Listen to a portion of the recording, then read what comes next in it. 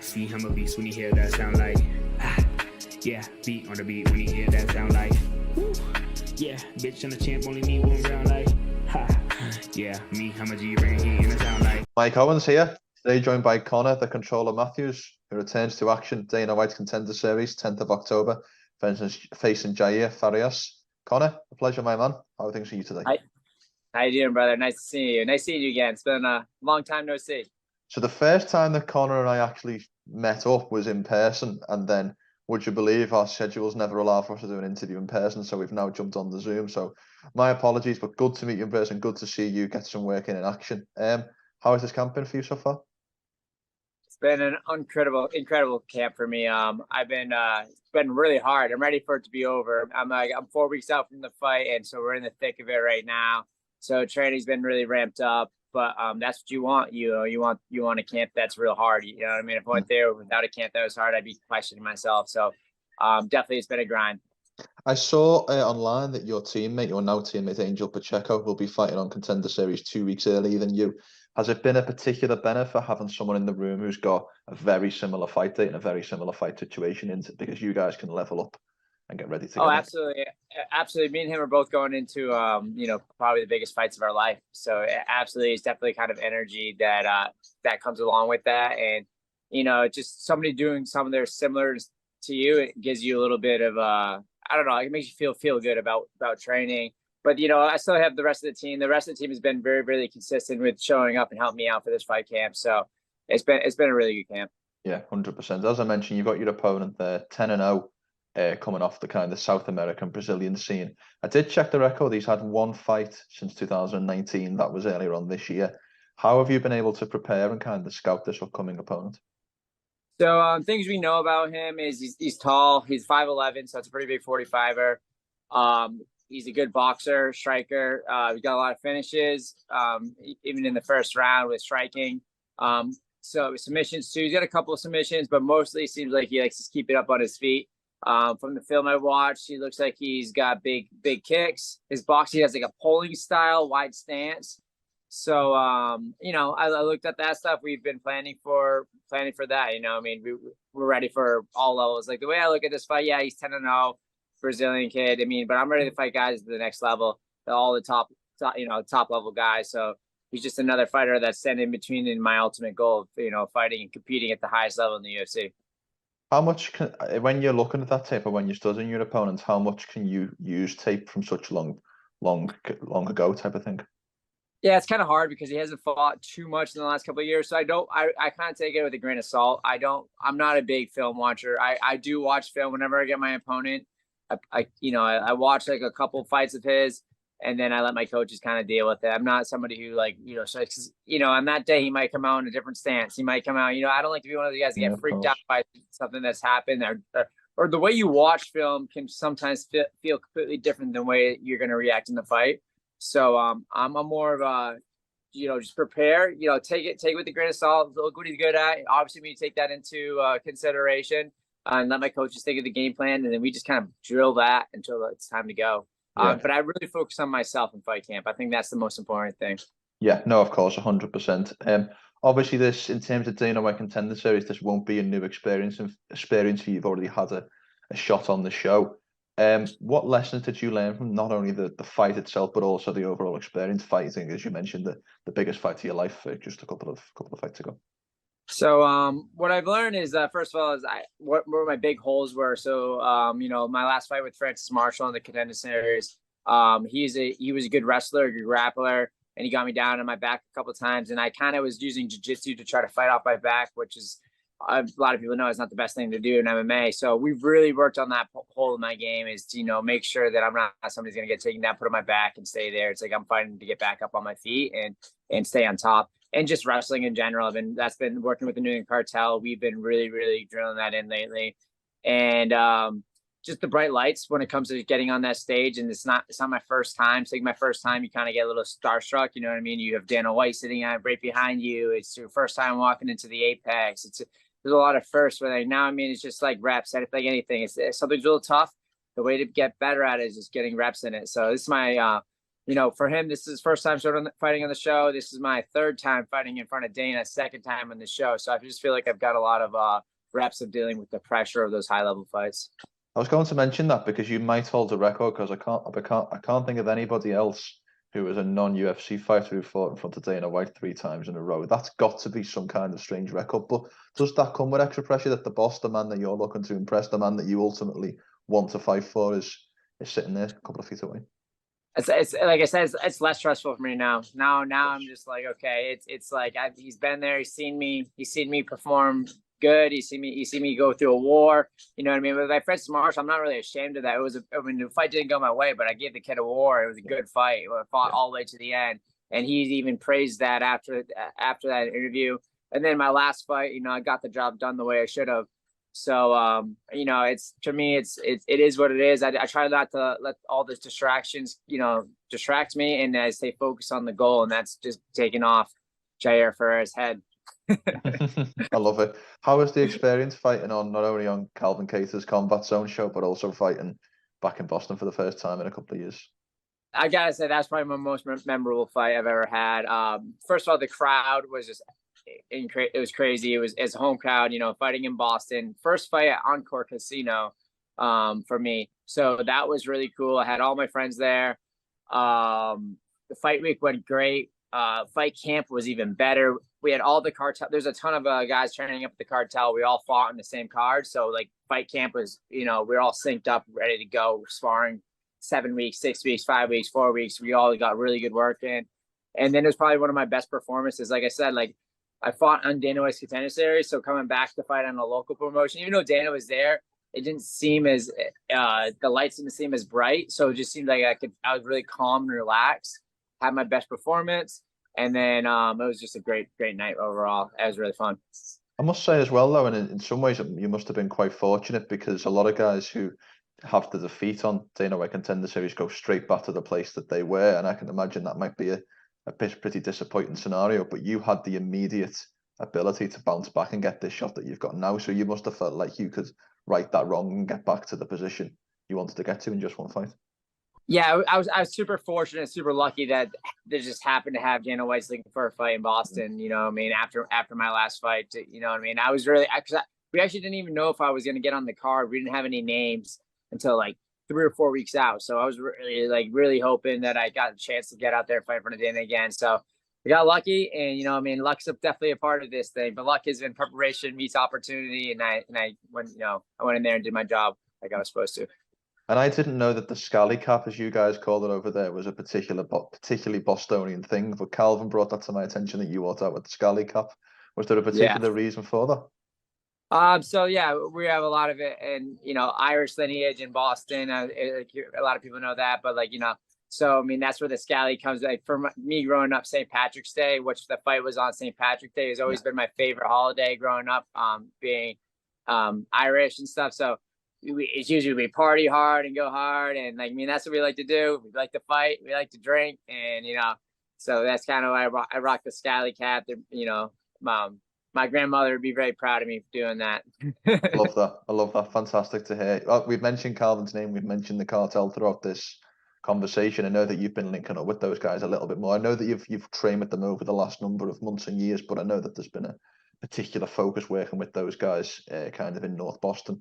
How much of kind of linking up with those guys improved your training over the last couple of months? Since my last fight in the Contender Series, I used to spar with Calvin and Rob probably for the last 3 or 4 years. I'd only spar with them on the weekends here and there when they have camps and needed to bring somebody in. And it was strictly just for sparring. It wasn't really for day in and day out training. So after my last fight, I needed to know, I realized I needed to make some changes, and then I kind of got with Tyson Chartier, and he's been my main head coach now since my last year Contender Series. And so obviously Calvin and Rob have been in the room. Tom and Nick Fiore has been in the room. So we have a lot of UFC. Chris Montino has been in the room. So we have a lot of UFC fighters that I'm training with consistently day in and day out, which was totally different. Last time I would work with the UFC fighters every here and there. You know what I mean? I was mostly just working at local gyms and stuff. Now it's like every single practice I'm working with UFC fighters, and that's been a huge change. I can't even describe to you how much of it of a change it is. It's just like I'd be able to compete with good guys, but then I would get tired because I'm just used to, maybe 1 or 2 rounds. Now being able to just work with these guys every single round, you have a hard, round or, somebody really giving you some good challenges, totally game changer. I might land you in here, Connor, but I'm going to ask you the difficult question. Who's the hardest sparring partner, Calvin or Rob? So I would say, well, Calvin has dropped me. So I'm going to have to say Calvin, but Rob always gives me really hard rounds too, obviously. It's just totally different. Calvin's bigger. Obviously, he's a 45er, and he's a big 45er. He has really heavy hands, great boxing. Rob's a smaller. He's a 35er. So Rob is like bugs in the windshield, I say, when I'm sparring. Like, he's like, pop, pop, pop, pop, pop, pop. He's just real fast with his hands, and he stays on top of you. And then Calvin has that finishing hard punches, like, you leave him with a little concussion. But they're both really good training partners. There's no, and that's the thing with sparring these days. Like, we try not, since we're like training with each other every day, we're not trying to get CTE. So we're pulling our punches when we're working. So, but they're both really, really good. Yeah. Calvin's been going with that knee injury, so I've been working a lot with Rob. Probably the last like 6 months to a year. Calvin's just getting back in the mix, full on now. Yeah, shout out to the boys, and in a similar way to the way you described it, your Thai coach Jake Manini said that of Calvin and Rob, that Calvin's more like the hammer, Rob's more like the scalpel. They'll take you out different ways, but Rob might do it slightly more technically. Calvin might do it slightly more brute force. Absolutely, 100%. Yeah. Obviously, going into this fight, as we mentioned, this is going to be your second attempt on the Dana White Contender Series. As you mentioned there, that the bright lights mightn't affect you as much since you've already been there. But is there any extra pressure going into this second time round? I mean, it's probably the biggest fight of my life. I mean, that's always pressure. That's to not lie to myself, tell me it's not pressure. That I don't think it's good. I had my shot last year, and now I'm getting my shot again. So it's not too often you get a third shot if you don't make it. So yes, there's added pressure to it. But I've been there, I've done that. And I'm just going to go out there and perform. The way I always look at it for my fight camps, as long as there's no stone left unturned, as long as I know every single day when I wake up and I do everything I can in that day to make sure that I'm as prepared as possible for my fight, I'm happy with my result. Even if I fucking lose, I hate losing, but I'm happy with myself as long as I did everything I fucking possibly could to do it. And then that's just the way it is. That's how it's supposed to be, I guess. Yeah, no, that's a great mentality to have, because if you leave no stone unturned, then there's nothing more you can do, and that you can look yourself in the mirror and know you tried your best, which is ultimately all we can aspire to. I did want to, you talked a little bit about the kind of the pressure that I mentioned, I should say. So I know that you're a man who can perform under pressure, because I thought that your nickname, the Controller, was just an MMA term. I didn't realize you were actually a military combat controller. Yes, sir. Can you tell me a little bit about your background and also what specifically is a combat controller? Because that's not a term that I'm used to over here. No. Most people don't know what a combat controller is, and we do most of the work out there in combat. So, Air Force combat controller for the United States military, obviously, is we're a special operations unit in the Air Force, and we attach to special forces teams or Navy SEAL teams, and our job is to call in the air. We're the controller because we control the aircraft. I'm a certified air traffic controller, and I call in airstrikes. I can run LZs, landing zones. I can run I can do airdrops. We got to go anywhere, a Navy SEAL or a Special Forces team. So we get certified in Halo, which is high altitude, high opening, skydiving, scuba diving, all sorts of warfare. So yeah, I did the special operations things for 6 years before. I fought for a little while. I did my amateur career. Took 6 years off of that, joined the military, did my special operations thing, and then came back to fighting after I got done. So that I used to be called Bad News Matthews. That was when I came back. Then when I became a combat controller, I switched to the controller armor MMA. I like it. I might be clutching at straws here, Connor, but is there any benefit having your ex-career as a combat controller to now fighting MMA, whether that be physical, whether that be mental?